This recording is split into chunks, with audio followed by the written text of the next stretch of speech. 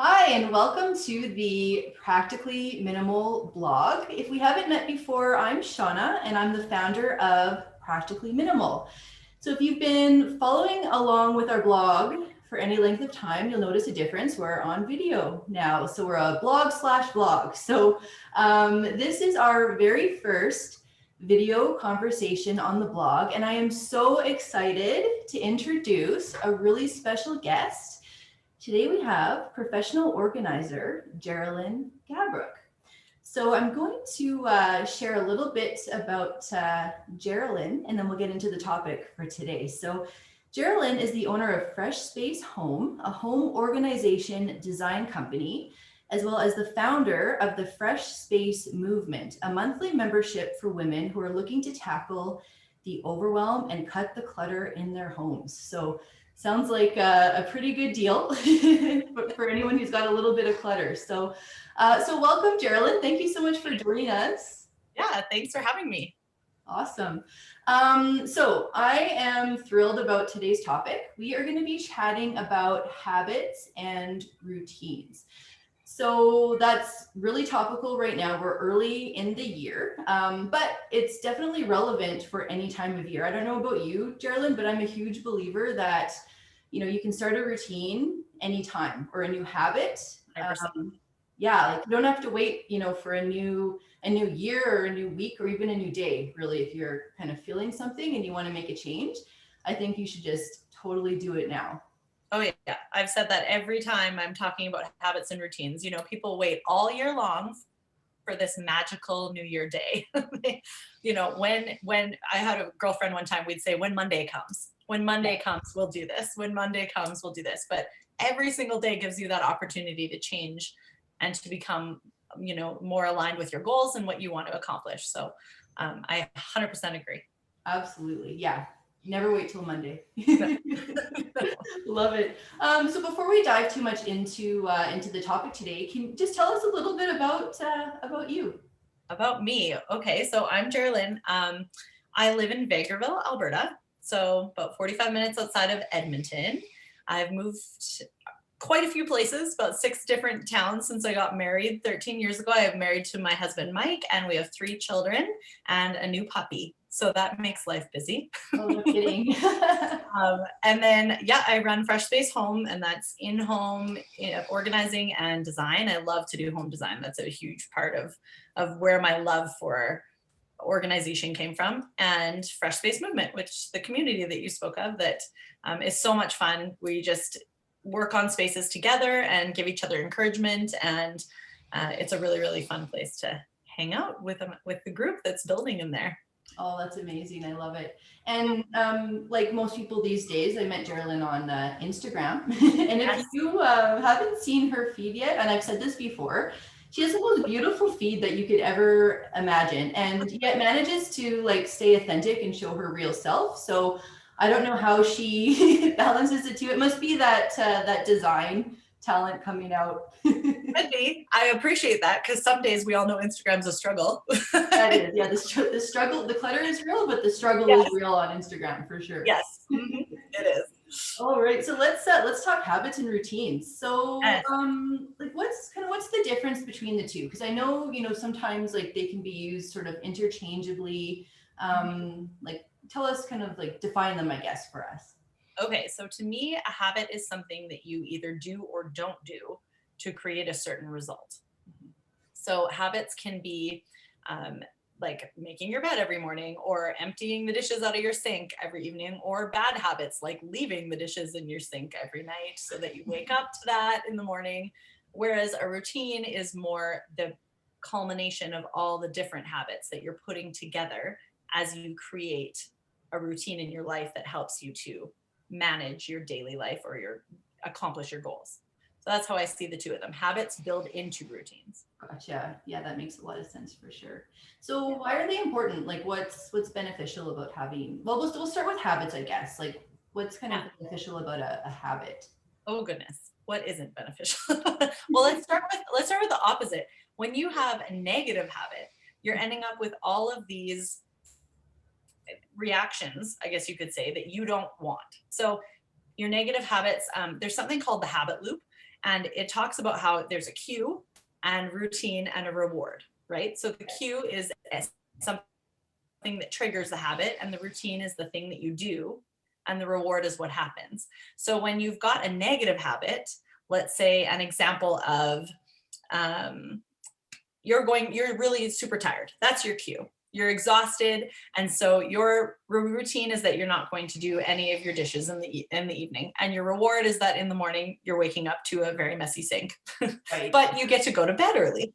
Right. Okay. So you're still getting a reward.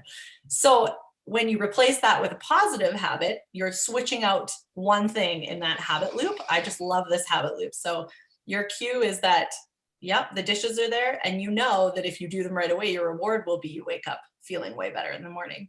Right. So I love how habits can just create a sense of accomplishment, and how they can really help you change anything you want, whether we're talking about your home or your life, in a really simple, manageable way, one simple habit at a time.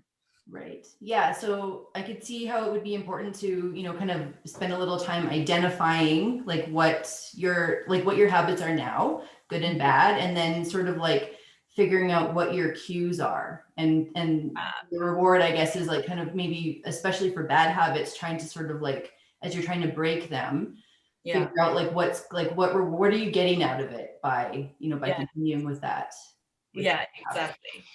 Yeah. And something that I find a lot of people don't really recognize their habits as bad habits or good habits. It's just something they do.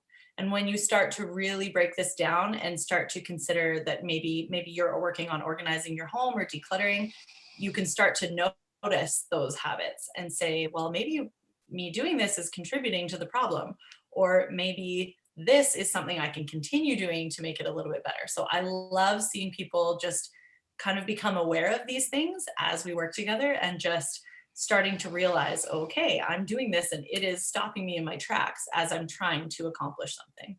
Gotcha. Yeah, sure. I love that. So once you've like identified a habit that you want to change, like what advice do you have, for somebody? Because I mean, even though logically you're doing something, so it's still hard to make that change. Do you have any like tips or advice for? Yeah, that's so hard. One of my biggest tips and tricks that I tell everyone that I work with is to figure out where your strengths lie. So if you are, let's say you're a night owl, and you've been trying to wake up at 4 a.m. to get your habits done first thing in the morning, but it's not working for you. You have to work within your strengths. So when, like, I know myself, I'm a morning person. When I get up, I have to hug my monster. I have to do the thing, they call it eat your frog, hug your monster, do the thing you do not want to do first. And that is an excellent habit to establish. So I do that first thing in the morning, but I have friends who are evening people and have to do those things in the evening, and knowing those things that you're like your strengths as opposed to your weaknesses makes a huge difference when you're planning a habit and how to change it. So knowing that about yourself and hearing that from other people can really help you develop habits that are positive instead of habits that aren't going to give you any accomplishment. Yeah, for sure. Yeah, I mean, I've heard, actually, it's funny, like eat your frog has come up a few times for me in the last couple of weeks. I've heard that phrase a few times. Yeah. And I'm probably like, I don't know, maybe about 50-50 on it. I've been making, being a lot more intentional about it lately. So that's definitely helped. But man, when there's something you don't want to do, sometimes it can be really hard to make. Oh, it's crazy. And I'm a procrastinator by nature. Okay, yeah.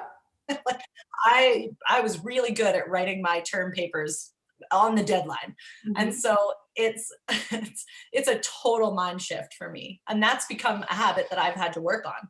When I sit down with my to-do list, okay, let's tackle the big thing first, and then everything else just feels easy. But if you're not tackling the thing that's the hardest first and foremost, you're just filling your day with little things so that you don't actually have to get to it. Yeah, exactly. And I mean, and I also think too, like, I mean, all the time and energy that I've spent putting things off that I don't want to do. I mean, think about that. Oh, so much time and energy. Like, I'll just go do this. And if I'd put all that time into what I could have done, I'd be accomplishing so much more. Yeah. Exactly. So you mentioned a little bit in like our pre-interview prep that sometimes it's good to have other people's opinions before Yeah. you kind of get into habits. So tell me about that. Why would that be? Well, I find that especially when I'm working with somebody, they'll say, well, I know I'm no good at this. And they have this belief about themselves, and it's usually a limiting belief. Or sometimes it's a belief, I'll throw myself under the bus, Under the bus? thinking that you can finish something. I, for years, was like, yeah, I'm very good at tackling something and getting it completed. And when I started talking to my family and friends, they said, no, you struggle to complete things. And so I find that when people are trying to figure out what their strengths and weaknesses are, I always encourage them, go talk to the people that are closest to you, because they will see things in you that you don't necessarily see, good and bad. And it can be so eye-opening and so positive for someone to sit down and say, hey, what, like when I did this task of some kind, what did you see that I did well? Or what did you see that I struggled with? And these are typically things that we reserve for like a job interview or a performance review, but I think they're so important to be talked about with your family and friends, especially as you're trying to change habits, because they might see something that you don't know is a strength. They might say, well, you do this really well. Why don't you work this in this way? So I really love and encourage people to go and seek out advice from others that know them well, not just anybody, but people who know them, who know how they work, who can see what might help them in a better way. Oh, I love it. I'd have to be a little careful. Like if I went to my husband, for example, and asked that, I would have to really Yes. like ahead of time, like check myself. Okay, I'm not, like here's something that I don't want to hear. Yes, you have to be very careful to accept it and know that you are bringing this up. I am the same way. Go to my husband. Okay, I hear what I'm asking, and maybe I don't want your full opinion, but I do want to know what I'm good at. Exactly. Yeah. Set some parameters. Exactly. In 30 words or less, can you tell me? All positives, all positives. Yeah, yeah, I love it. No, that is a really good point though, because we don't always, see ourselves in we're too close to ourselves, I guess. We don't always like see the bigger picture around ourselves and our behaviors. So that's really good advice. I love it. Yeah. Well, and especially as women, I find that we remember, they say this all the time, you'll remember every negative comment that's ever said to you, but it takes tons of compliments for you to remember those things. Yeah. And so this is something that we might not think of, that, that maybe we excel at, and we haven't internalized that yet. So I love hearing that from other people. And it's a great way to boost your self-esteem and know that you can accomplish something. Definitely. Yeah, we could probably use a lot more of that for sure. Yes. Okay, so let's shift the conversation and get into routines. So before we like kind of really dive into all the nuts and bolts of it, just can you share like maybe some of your routines? Oh, yes. Okay. So I am a huge morning person, as I already said. I get up at 4. That is when I get the most done in my mornings. Yeah. So I'll get up. I've got 3 little kids. So I guess they're not little anymore. It's crazy how fast time flies. So I get up at 4 and I will work in my office in the quiet. I'm trying to bring in new positive habits. So right there, building into my routine, trying to have water first thing in the morning when I wake up, because I'm awful at drinking water. Yes. Yeah. Oh, so bad. So, right? It's so nice. I'm proud of you for bringing As I have it here, but it really, but I've been making an effort. I've been building a habit too. Yeah, it's so hard to do. So that's something right there I'm putting in the queue. The minute I wake up, I'm drinking some water. And then I've rewarded with knowing that I've done that. So I get up, I drink some water, I do some work. Then my kids and I make sure we all make our beds. I do a quick wipe down of my bathrooms, throw in a load of laundry, make breakfast, and that's my morning routine. Just making sure that those things get done. Yeah. And I'm a huge believer in routine will give you free time. People say all the time that, I'm not the type of person who likes routines. I'm spontaneous. I like to go and do things, routines are not for me.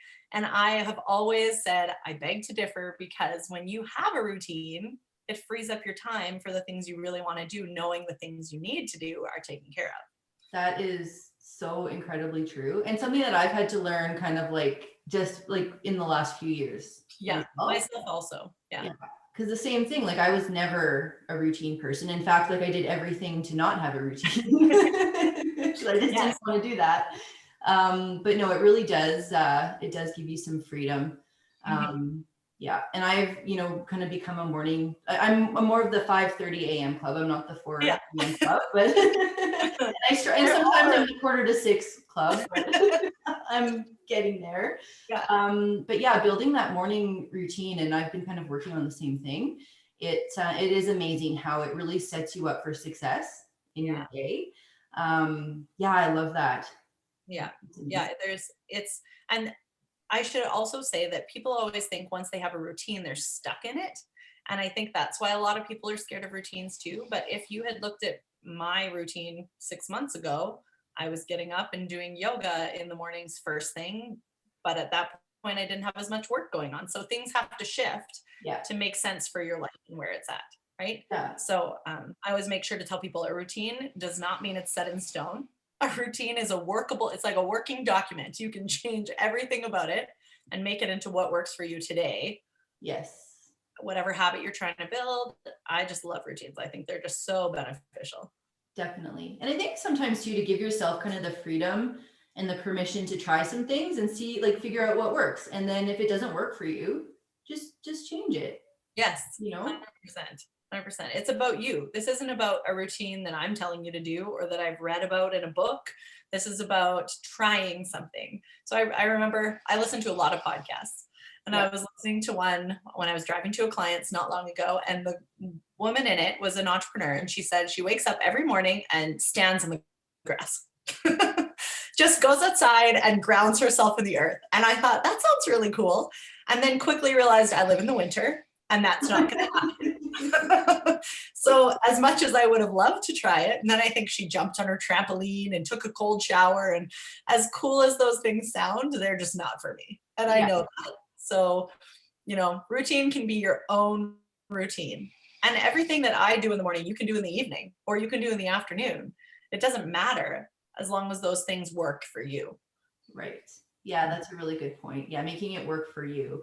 Because I mean, you might, like you were saying, you might hear something that just like sounds like really cool that somebody else does. But if it's not like genuinely, something that you actually want to do, then, why it's not going to work and why are you doing it? Right. So kind of taking the time to even think about, okay, like why am I doing this? 100%. What am I going to get out of this? Like, what's the outcome I'm looking for?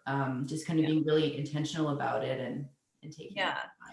Well, and I think it's so important that when you're coming up with habits for your routines, that these are habits that support your goals. So what are the long-term goals that you're trying to reach for?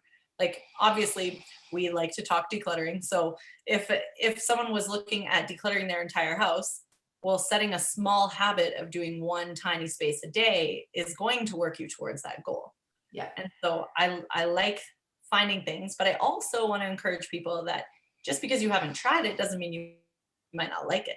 Yeah. So you can always switch things up and try something new and then get rid of it if you don't love it, or maybe you'll have found a new passion. Yeah, exactly. I don't know if I hear this a lot within like the practically minimal community. You probably hear this from your clients too, but a lot of clients, like when I will suggest that, kind of building a habit of even, 20 minutes a day of decluttering, building it into your life in a way that you can actually maintain it.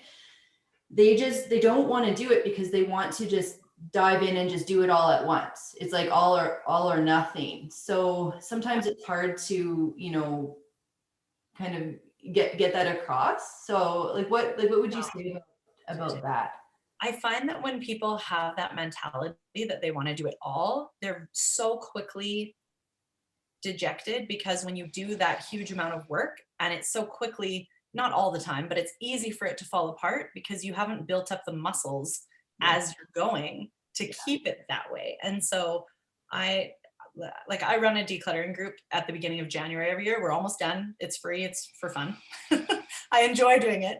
And that's the whole point of it, is that each day I give them one small thing to do. And as people see those changes, it's really cool because they start to notice wow, I am making change, even if I'm not spending hours. I'm just doing 15 minutes at a time. So I just love that. I love the clarity that people start to see once they see that that's a better way of doing it. Because I'm all about the learning as you're going through the process too. I Yeah. don't think it's enough to just go through and declutter your home and then not know why or how you did that in a way that is maintainable, as Yeah. I'm sure you are too. Yeah, exactly. Because I mean, doing the small increments at a time, it builds a habit. Because I mean, decluttering is something that you have to maintain. It's not all and done kind of thing. Like as you know, you've got to keep up with it, and that's how you do it for the long term. And another thing too that is that I find for myself anyway, it's you get to celebrate a small win.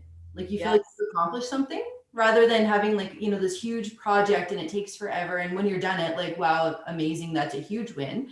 But why not celebrate those small wins along the way? That's gonna, kind of keep building that momentum, making you feel good about what you're doing. Yeah. Like, and then give yourself some kind of a celebration, whether it's just, like just embracing the feeling for a few minutes, or whether it's going to pour yourself a glass of wine or, Yeah. a hot cup of tea or something like that. I know. I think that's one of my favorite things to see in people is that they can tackle it. It didn't take forever. It wasn't crazy difficult. And they think, I did it. And there's someone maybe who came in thinking, I have so much clutter, I don't even know where to start. And all they do is just start in one small place. And absolutely that sense of accomplishment and the knowledge that if you can tackle this, you can tackle anything. I love that so much. Definitely. Um, and you know what? I think that is a good place to end our conversation for today. That's amazing words, Jerilyn. Thank you so much for joining. Of course. Thank you for having me. This is fun. Yeah, My very first vlog. the very first practically minimal vlog. So, you'll go down in history. Awesome. Well, thank you again. But before we sign off, can you tell everybody where they can find you or connect with you? Absolutely. So my website is freshspacehome.com, and you can find me on Instagram at freshspacehome, and I'm on Facebook at freshspacehome, and LinkedIn on freshspacehome, and soon to be YouTube, I think. I'm all over. You can find me everywhere. Perfect.